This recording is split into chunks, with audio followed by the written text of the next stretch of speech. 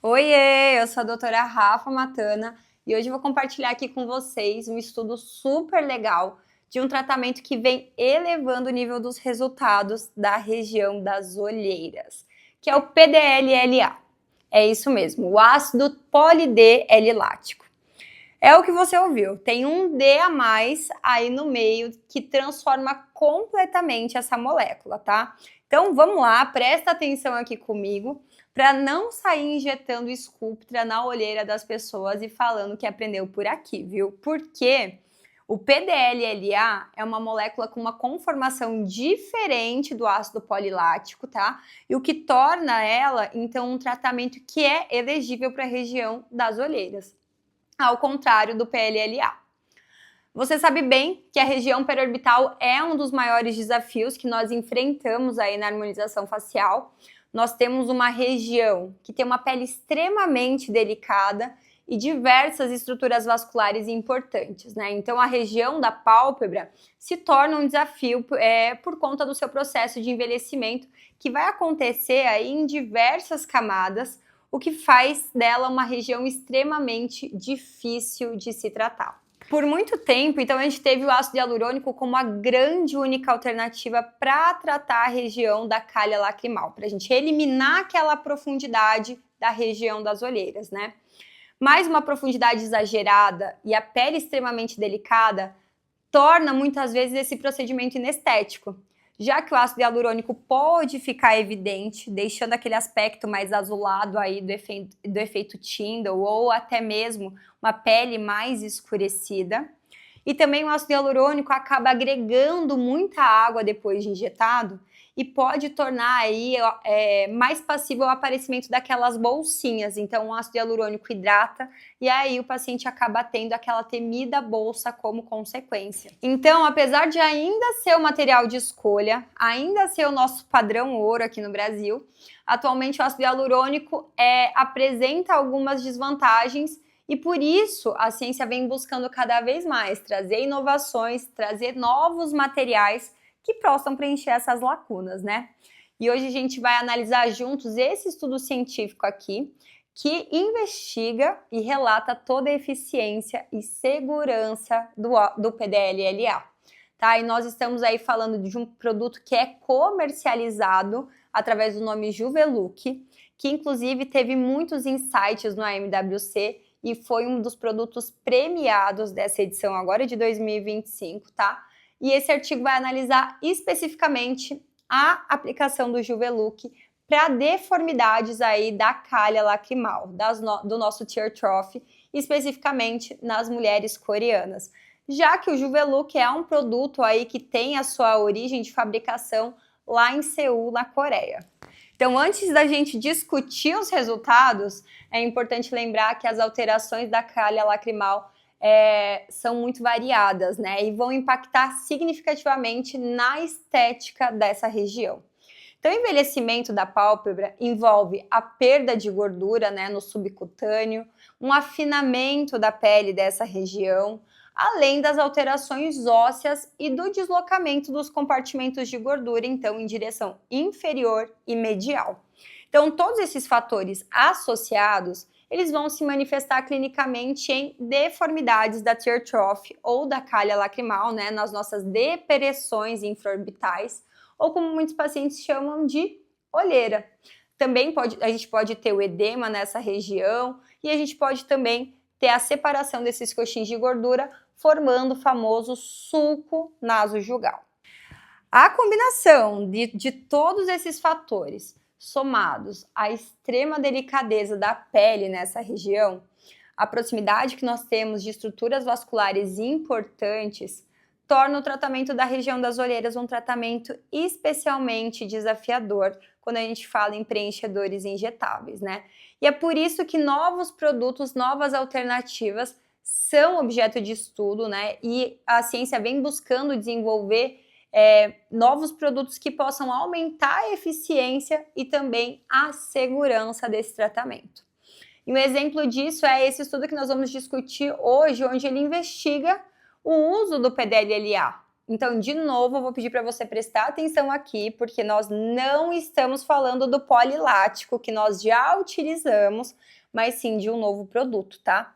E nesse estudo ele fala especificamente sobre o Juvelook, que, como eu falei aqui para vocês, é um produto de origem coreana, e avaliou a eficiência desse produto nas deformidades do sulco lacrimal. Então, foram selecionados pacientes com deformidades do sulco lacrimal, com essa depressão infraorbital, nasojugal, olheiras e bolsas leves sobre os olhos, tá? Foram excluídos pacientes que já tinham uma flacidez excessiva nessa região da pálpebra inferior, os que já tinham passado por cirurgia da blefaroplastia no último ano, ou que haviam recebido preenchimento da pálpebra inferior no último ano, tá? Então, o estudo utilizou a classificação de Hirman para delimitar, né, qual era a perda de volume em 3 classes diferentes. Eu vou deixar aqui para vocês, ó. Então, a classe 1 é a perda de volume limitada à área medial do sulco lacrimal. Já na classe 2, a gente tem um volume, a perca de volume afeta tanto a área medial quanto a área lateral da órbita, já tendo aí uma perca de volume moderada. Paciente de classe 3 tem uma perca de volume extensa, com uma depressão que vem gerando uma circunferência completa ao redor de toda a borda orbital, da região medial até a lateral. E uma vez que os pacientes haviam sido classificados adequadamente, o autor desse artigo preconizou uma sequência de tratamento muito precisa e altamente replicável para que fosse possível garantir a qualidade e a fidelidade dos resultados. Então, basicamente, os pacientes foram posicionados aí em um ângulo de 45 graus, tiveram asepsia do rosto com álcool 70, e então foi realizada a inserção de uma cânula de 23 gauges em um ponto aí, ó, 10 milímetros num sentido inferolateral ao cantus lateral do olho. Então, a cânula ela foi introduzida de maneira horizontal e superiormente na camada de tecido subcutânea, tá? E a partir disso, então, o PDLLA ele foi depositado em pequenas gotículas, utilizando a técnica do leque para fazer essa distribuição, utilizando no máximo 1 ml para cada hemiface, tomando sempre muito cuidado para evitar aí o acúmulo de produto em uma única região. Esses pacientes, depois de injetados, eles foram avaliados aí num tempo de pós-operatório de 1 semana, 1 mês e 6 meses.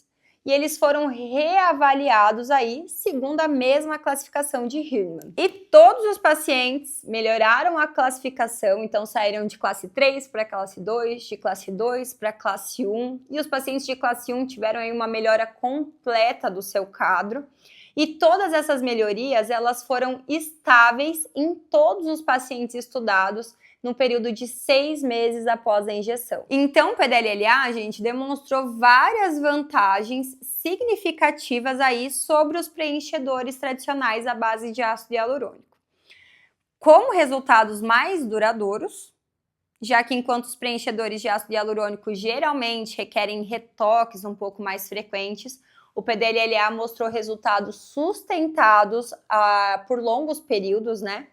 Além disso, ele tem a estimulação de colágeno, então o PDLLA possui propriedades bioestimulantes que vão promover a produção gradual de colágeno, proporcionando melhorias mais naturais e sustentando o volume facial, a textura da pele a longo prazo. Além disso, o efeito Tyndall foi eliminado devido ao mecanismo de ação do PDLLA, que é completamente diferente do ácido hialurônico. Então, gente, embora esses resultados sejam promissores, é importante considerar algumas limitações desse estudo, como uma amostragem pequena, né, a falta de um grupo controle, um período de acompanhamento que é de 6 meses no máximo, né, que ainda é relativamente curto, mas ainda assim nós temos um material que se mostra extremamente promissor e é inclusive um dos materiais que eu comentei com vocês que foi um dos premiados aí na última edição do AMWC.